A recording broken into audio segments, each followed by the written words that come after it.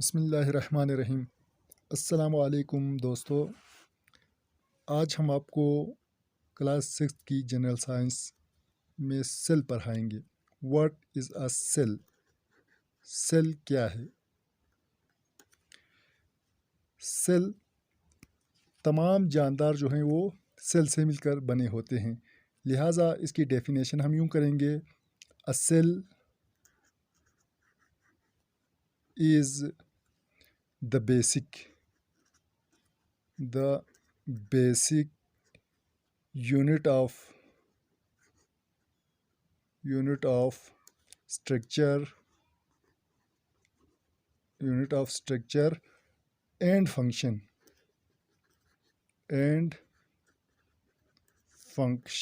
structure and function of all living things।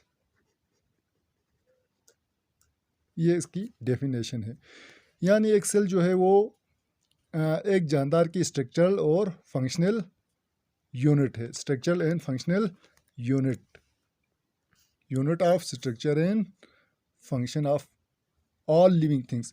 यानी जितने भी जानदार जो जिंदा हैं वो सब के सब सेल से मिलकर बने होते हैं। बिल्कुल इसी तरह जिस तरह से एक कमरा जो है वो ब्रिक से या ईंटों से मिलकर बनता है, बिल्कुल इसी तरह से एक जानदार जो है वो सेल से मिलकर बनते हैं।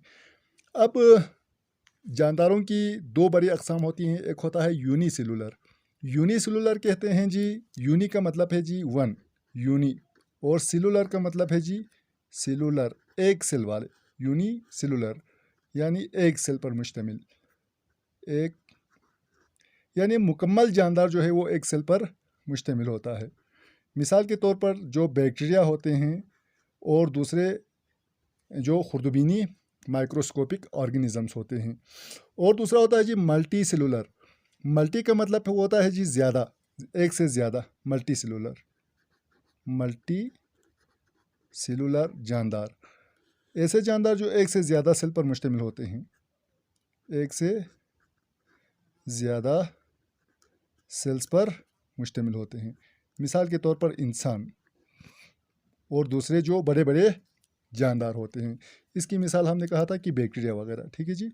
बैक्टीरिया, अमीबा, पैरामेशियम वगैरह बैक्टीरिया। और इसकी मिसाल हम कहते हैं, हमने अभी मिसाल दी कि इंसान है। अब ख़ुद सेल जो होते हैं उसकी मुख्तलिफ साइज़ के लिहाज से और शेप के लिहाज से डिफरेंट काइंड्स होते हैं, मुख्तलिफ किस्म के सेल्स होते हैं। मिसाल के तौर पर एक इंसान के अंदर देखें तो एक इंसान के अंदर ही क्या होते हैं, कई किस्म के सेल्स होते हैं, यानी शक्ल के लिहाज से और शेप के लिहाज से। मिसाल के तौर पर आप देखें तो इंसान का जो यहाँ पर देखें, इंसान का नर्व सेल्स वो बहुत ही लंबा सेल होता है। वाइट ब्लड सेल उसकी शक्ल और रेड ब्लड सेल उसमें वो फ़र्क होता है। इसी तरह से ये इंसान का स्किन सेल्स हैं, ये बोन सेल्स हैं, मसल सेल वगैरह वगैरह हैं। अच्छा जी, सेल। अब हम देखते हैं कि फ़र्ज़ करें ये एक सेल है, फ़र्ज़ करें ये एक सेल है। तो सेल का जो सबसे आउटर मोस्ट जो बाउंड्री होता है उसे कहते हैं जी सेल मेम्ब्रेन। ये जानवरों के सेल में सेल मेम्ब्रेन जानवरों के सेल का जो सबसे बैरूनी तह होता है उसे कहते हैं सेल मेम्ब्रेन। हमने क्या कहा जी, सेल मेम्ब्रेन के सेल का क्या है जी, आउटर मोस्ट बाउंड्री है, outer most layer in animal cells, animal के सेल्स में ये आउटर मोस्ट बाउंड्री है। अच्छा जी, दूसरा, अब इसकी फंक्शन क्या है? इसकी फंक्शन क्या है? तो हम कहेंगे कि इसका फंक्शन ये है कि ये जो मुख्तलिफ़ चीज़ों को सेल के अंदर और बाहर जाने को कंट्रोल करता है। इसका फंक्शन क्या हो गया जी,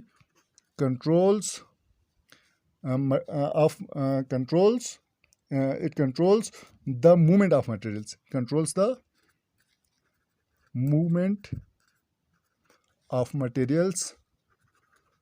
materials inside and outside and outside of the cell. ये इसका क्या है जी, फंक्शन है, फंक्शन सेल मेम्ब्रेन का। उसके बाद दूसरे नंबर पर सेल के जो सेल मेम्ब्रेन होता है, वहाँ से अंदर जो चीज़ें होती हैं, एक जलीनुमा माया होता है यहाँ पर अंदर। इस जलीनुमा जो माया होता है उसे कहते हैं cytoplasm.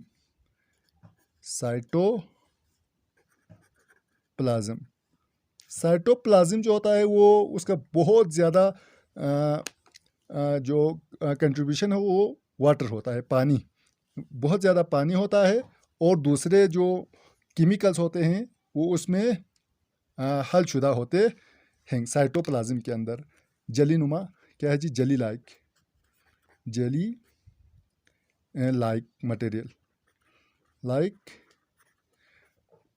Material inside the cell, यानी सेल के अंदर या इनसाइड दी सेल मेम्ब्रेन कहें, मेम्ब्रेन। सेल मेम्ब्रेन के अंदर जो जली लाइक मादा होता है उसे कहते हैं साइटोप्लाज्म। उसमें हमने उसकी कंपोजिशन कहा कि ज़्यादातर पानी होता है और दूसरे केमिकल्स जो वो हलशुदा हालत में उसके अंदर मौजूद होता है। उसका फंक्शन क्या है, काम क्या है? तो उसका काम ये है कि सेल के तमाम जो ऑर्गेनेल्स होते हैं, छोटे छोटे जो अज़ा होते हैं, वो इसके अंदर मौजूद होता है। ठीक है जी। All organelles of cells accommodate here, यानी यहाँ उनको रहने के लिए जगह फराहम करता है, और दूसरा जो मुख्तलिफ़ किस्म के जो केमिकल रिएक्शंस होते हैं वो इसी के अंदर वाक़ होता है। सेल में जितने भी केमिकल रिएक्शंस होते हैं वो इसी के अंदर होता है। नंबर 2 पे हम कहें all chemical reactions take place here, यानी यहाँ पर क्या होते हैं, तमाम जो केमिकल रिएक्शंस होते हैं वो वक़ूफ़ पज़ीर होते हैं। अब तीसरे नंबर पर हम कहेंगे कि सेल के अंदर जो सबसे अहम, बहुत ही अहम और जो प्रोमिनेंट वाज़ेह जो ऑर्गेनल होता है वो होता है सेल का nucleus. It is the nucleus. इसे हम कहेंगे जी कि ये क्या है जी, न्यूक्लियस है।